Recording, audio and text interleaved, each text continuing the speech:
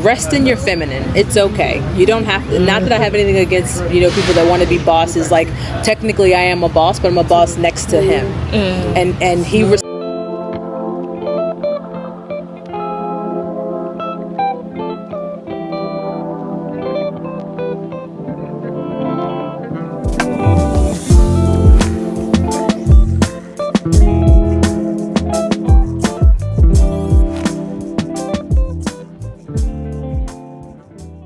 Ladies and gentlemen, today I have the privilege of introducing a truly inspiring couple whose love story is as remarkable as the journeys they create for others.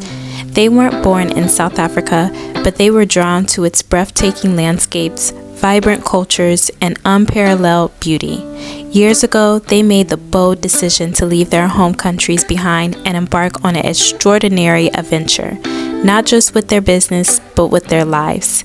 Together, they've built a thriving tourism company, bringing the wonders of Johannesburg, the iconic charm of Cape Town, the vibrant energy of Durban, and the awe-inspiring majesty of Victoria Falls to travelers from around the world. Their passion for exploration and deep connection to this incredible region have made them trusted guides and storytellers, showcasing Southern Africa through a lens of love and authenticity. Now, if you're curious about what brought them to South Africa in the first place, be sure to check out my previous interview with them, titled 5 Reasons to Book with the Real South Africa. But today, we'll dive into a different story, their love story. We'll explore how they met, how their relationship blossomed, and how their partnership has become the foundation for their success and the adventures they create for others. Please join me in welcoming this amazing couple as they share their inspiring journey of love and life in South Africa. Today we get to know how these two became one. how we became one. All right. Alrighty. So, how did you two meet? I'm going to let you tell the story because I always tell the story and I'm interested in your version. Well, back in the 80s. Oh my God. No, we actually met in 2007. Six. That's just why I have to tell the story. So yeah, you tell the story. No, I'm not telling the story. I want to see what his version is. Okay. I want to see, and I'm going to fact check. So we met in 2006 and in Richmond, Virginia, a little small town in Virginia. I think it's the capital. It is the capital. Yeah. Yes. And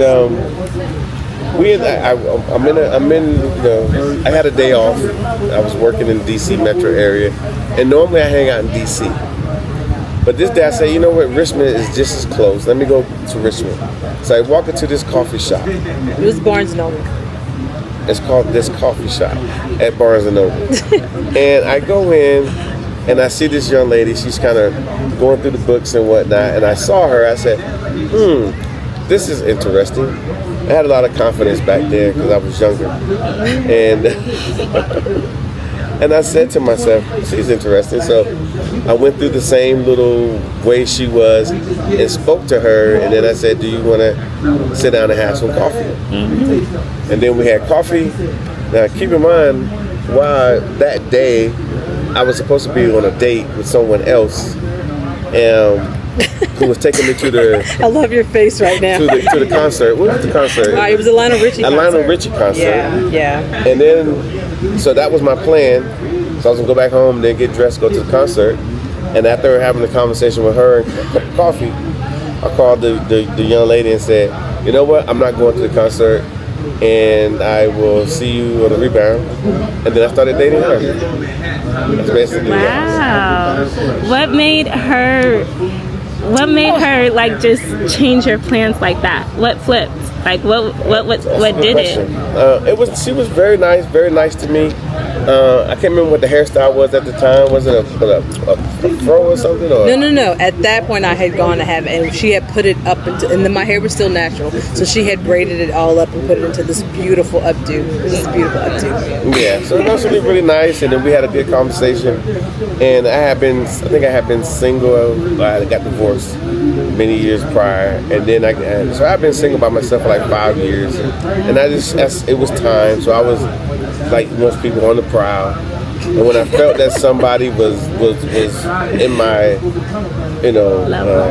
arena, and she was shorter than me, so I said this will work, and so I said let me spend some time messing with her.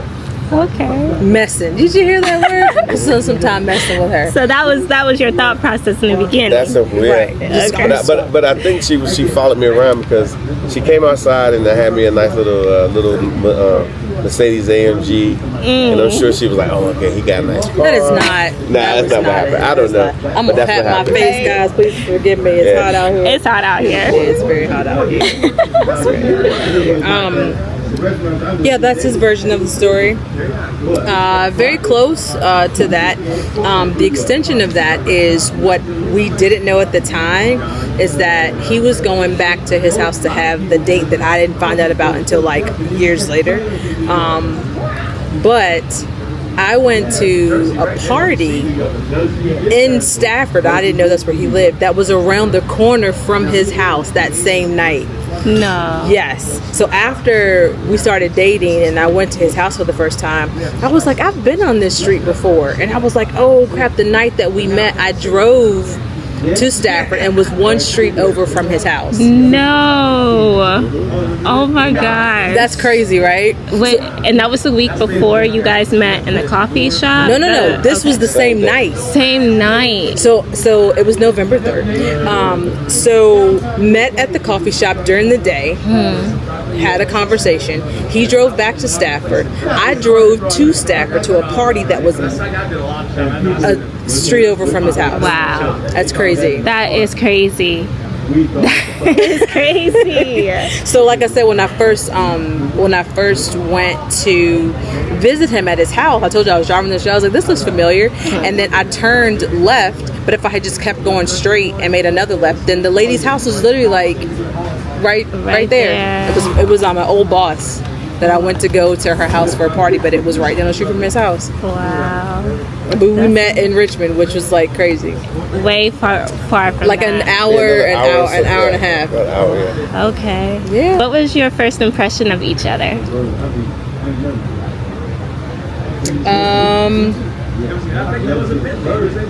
That's a good question. I don't think, for me, it was like, it felt easy. Like most of the time when you're like dating, it feels like it's a lot of hard work, but the bookstore chance meeting was like, there's no pressure, it wasn't like I was going to meet someone, do you know what I mean? Yeah. Like you just happened to meet. Just happened. So there was no pressure. It was like if I never see him again, whatever, like that kind of thing, but then he wouldn't leave me alone. He wouldn't leave me alone. What's your first impression? Yeah, it's been a long time since. It's been 18 years ago, not longer. Just that she was, a very nice girl, somebody that I wanted to, explore and see what was going to happen. Yeah. And so I just kind of put my all into it. I felt it was worth it. Wow. So I put my all into it just to see what's going to happen, and I think it worked out pretty well over the years. Was that like your mentality already, if you searching, on the prowl, to put your all into it, or were you? No, just a conversation.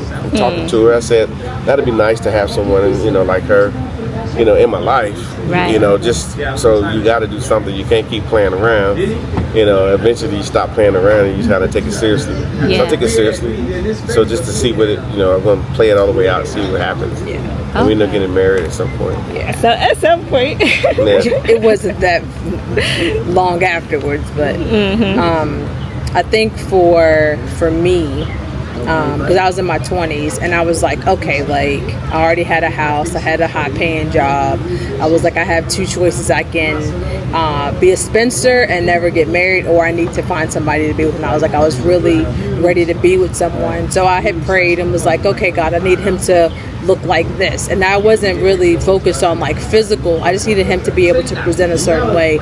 So even when I saw him at the bookstore, I was like, okay, this is easy. I learned a little bit about him in that time, and then I was like, yeah, I kind of want to see, like, but it's always been easy. It's always been easy. So it didn't get difficult until after you're like, oh, I have to live in the same house with you.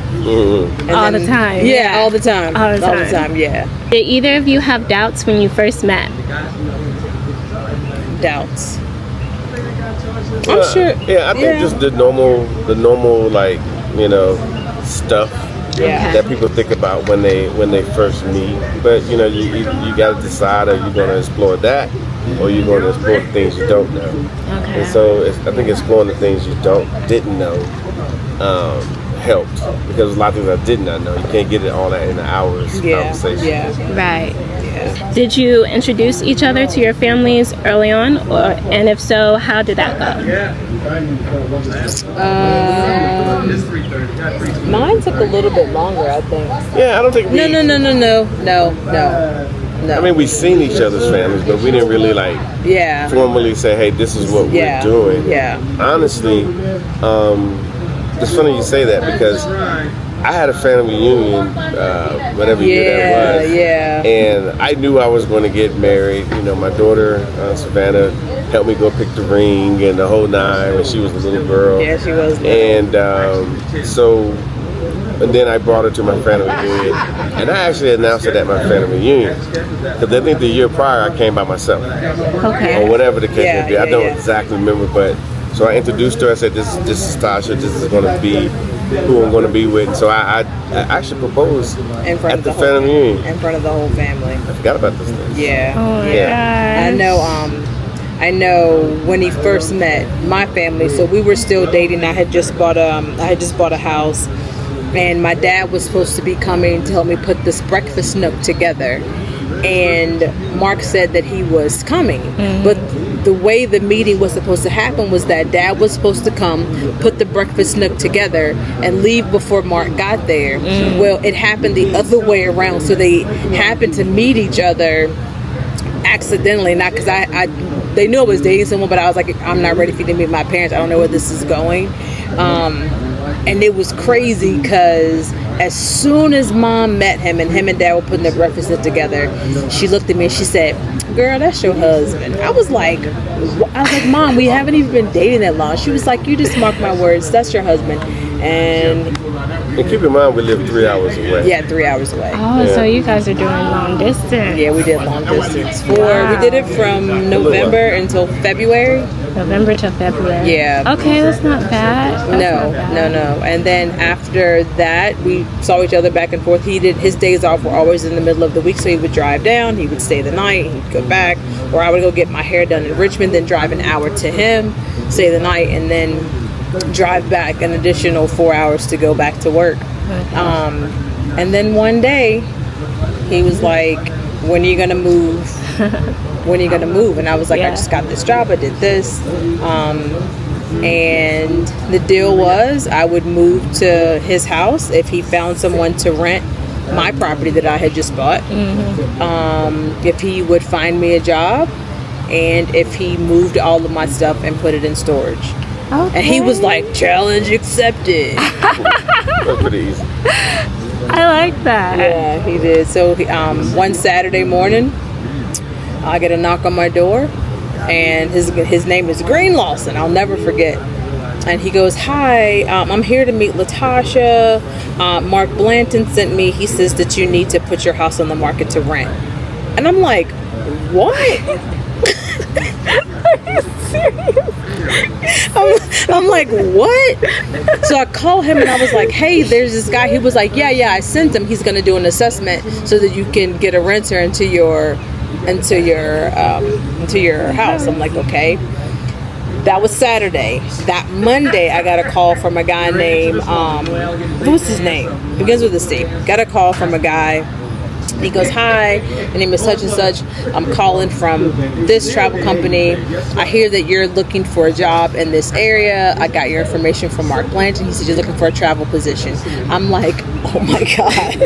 So then we go through the whole process, and I'm asking Mark, is this close to you? Is this close to you? He's like, this one's close to you.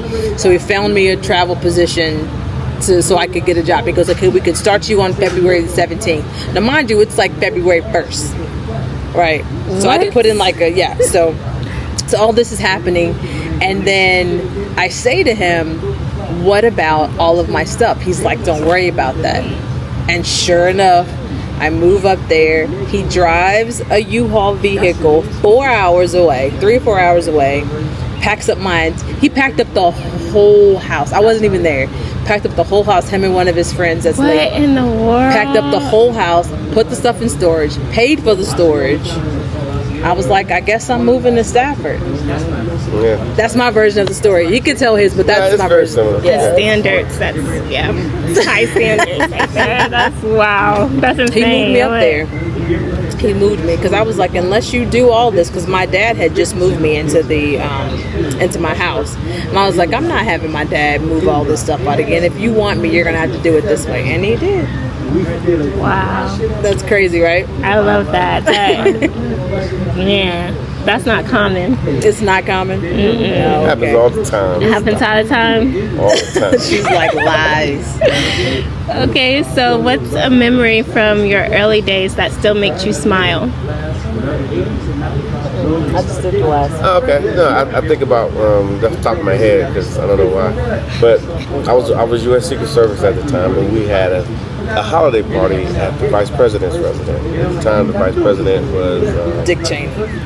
No, was it that one? Okay, yeah, we had so many. Dick Cheney. And so I come up to her, I say, hey, I need you, because I was at work.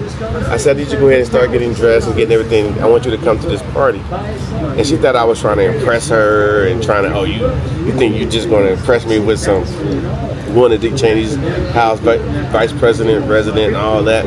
And I was just like, no, I need you to come in as my date, so just get dressed. So I had some people pick her up because I had some other friends that were coming that I got them invited, and picked her up. And then she had just whole little you trying to impress me with that. But the fact was that we were actually going to a party at the Vice President's residence. For Dick Cheney, he had a Christmas party. Christmas party, that's what it was, and whatnot. So, yeah. Wow. Fancy. Yeah. It was fancy. Wow. It was fancy. Because he asked me, and I was just like, he goes, just get dressed. How did you feel when you were there and in that environment with him? Out of place. Completely out of place. You got all these people, hobnobbing these, and I'm just like in my little corner. But you were still working that day, so he really couldn't be with me. But I was there, so he was still kind of working. But the people that he had escort me there, they kept me company, so it was really nice. Nice. So it was nice. The food was amazing. Okay. As always. Yeah, the food was good. Was there a defining moment or challenge that strengthened your bond? Maybe had a lot of those. Yeah, between, I think the business actually was the challenge that strengthened. I think because we early on we got into business and started doing business, so we had to learn how to do these things and bring all these concepts into play. So we was learning at the same time, and then when it was a situation where it was like, okay, Tasha, quit your job so we can push this business thing. I think that's that was the challenge, and because it was just us as we're starting this new business as a newly married couple, all we really had was each other, so that was pretty so it was a challenge, but we only had each other to lean on, so that's kind of that was that. Yeah. Looking back, what do you think made your connection work so well? Well, I would say that, obviously when we were both W-2 earners or working for someone, you always think in your mind, once you get to a certain dollar amount, the world opens up to you, you get to do these things. But we found out over time that wasn't the case. Yeah. Number two, being a business owner was a whole lot more work than being a W-2 earner or working for someone. Way more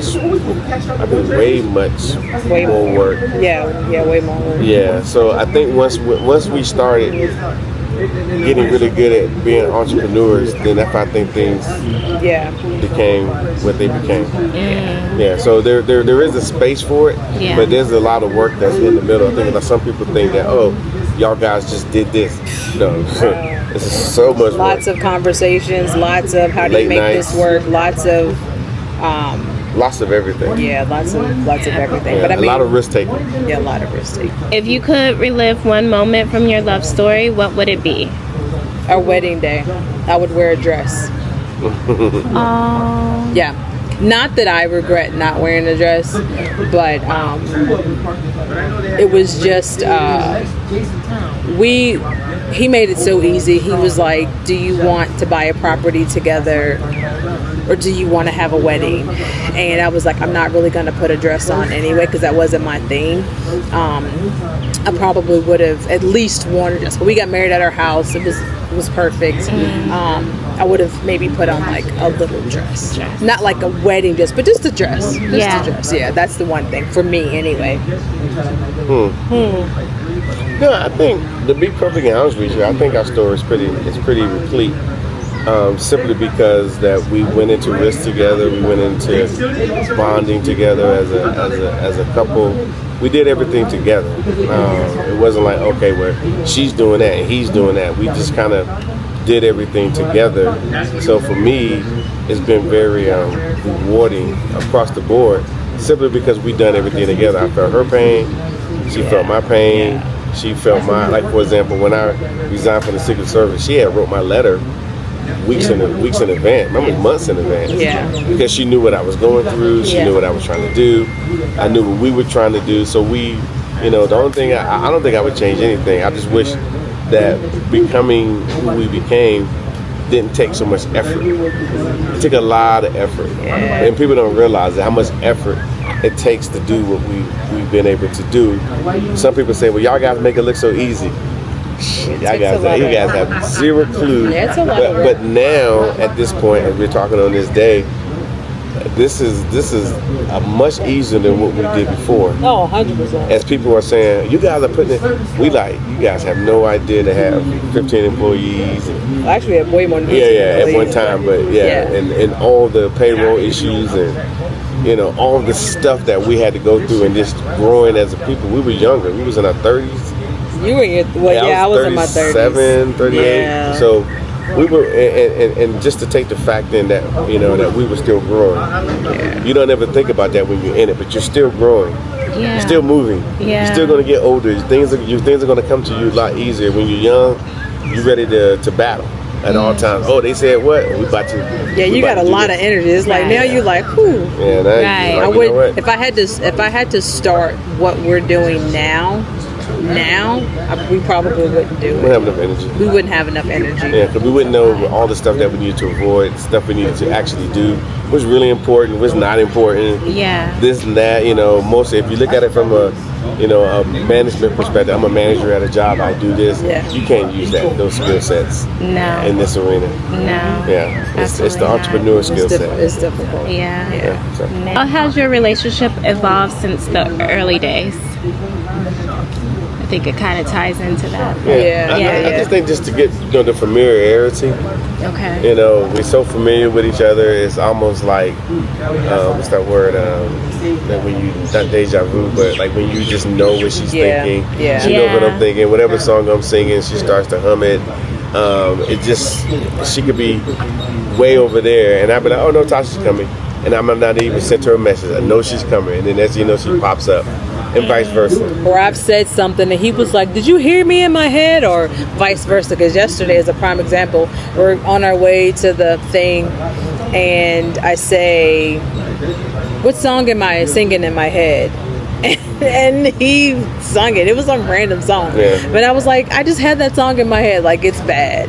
Whoa. Or I'll get ready to say something. He was like, I'm just getting ready to say that. Or getting ready to do something. It's like, I was just getting ready to do that. And it happens all the time. It's like, at this point, I won't say we're the same person, but we're pretty close. Connected. You've been married, what, 17 years? 17 years, So yeah. Wow. it's not like you just started. So Yeah. I think that's why people, when they get, they've been married for 20, 30, 40 years. Yeah. And then one person passes on, it's hard to do anything else because it's kind of like you've been right here the whole time. Yeah. So Yeah. Is that the same with business? Do you guys feel like it's the same kind of flow? Like you guys connect, you already know what the other one most likely will do in that sense? Or Sometimes yes, sometimes no. We have very different roles in the business. We lean on each other for those portions, but for the most part, like our roles are very distinct in the business. Distinct. Very Yeah, distinct. Yeah. And the same when you go back home, is it like you guys know, is it different with your roles? Like you naturally go there? Was that ever a discussion that you guys ever had at home? As far as our roles as husband and wife, no, we have very distinct roles. Distinct roles? Yeah, we yeah, have it's very distinct traditional. roles. I mean, Yeah. there's certain things that she do that you would expect a woman to do. Things that you would expect a man to do. That's what I do. I don't know what's the word. I don't want to say proud, but that's what I do. And then she respects it. And then what she does as a woman, like she can, like whatever we eat, that's what she's choosing. Yeah.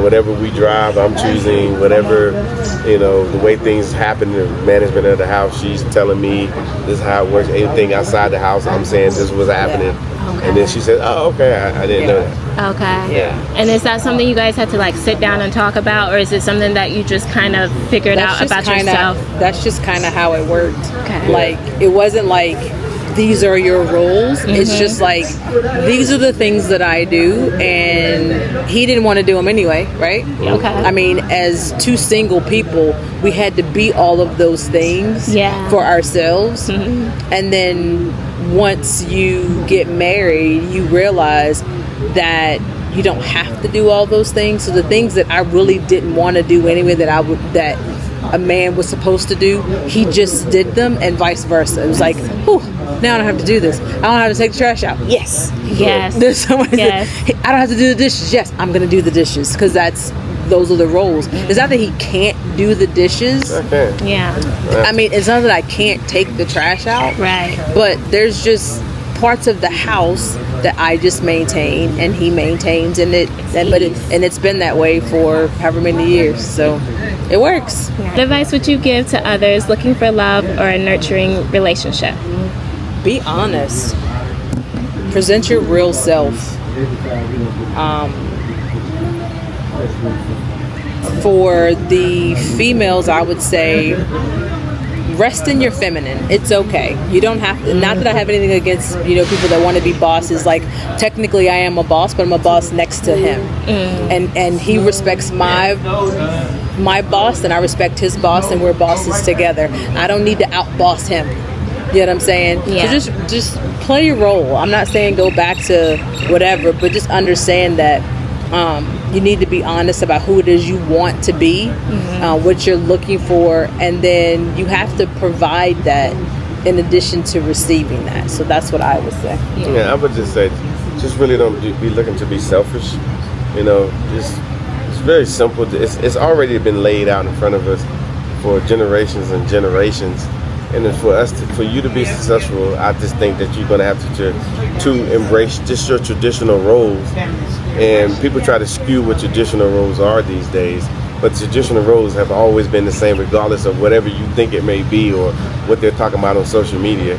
So just stay more traditional to your roles, and you will run into somebody who's doing their role, and then you'll be like, oh, this is cool. Yeah. And then it just makes sense. Yeah. Sometimes there's the line isn't so hard. It varies a little bit, but that's okay. It's okay when there's times when she's not up to par what she wants to do, and vice versa. I'm like, all right, baby, don't worry about it. I got you. And that's where the relationship comes in. You got to build that relationship. Yeah. She's not willing to. I'm not ready to punish her for what she don't do, and she's not ready to punish me. Yeah. We just get it done so we can both sit in. We both can sit in the sun and laugh about this. Yeah. Just laugh about it. Yeah. It's bad. Awesome. If your love story was a movie, what would it be? What would the title be? Gemini's Rule. Yeah, I don't even know. I think the closest movie that us old heads like is Love Jones. I love Blanton. Yeah, it's a That's great just one of movie. your favorite movies. No, it's one of my favorite movies. I watch it all the time. It's actually downloaded to my phone. Yes, it But I think, yeah, it would be Love Jones. I mean, you got to be.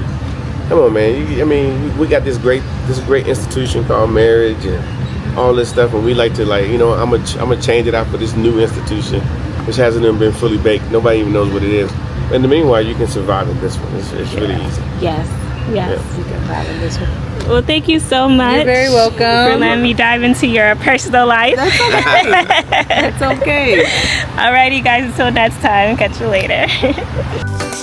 Thank you for joining me on this heartfelt journey into the Blantons' inspiring love story and their incredible adventure of building a life in a thriving tourism company here in South Africa. Their story is a beautiful reminder that love and passion can truly take you anywhere. If you enjoyed this, don't forget to like, comment, and subscribe for more amazing videos. See you next time.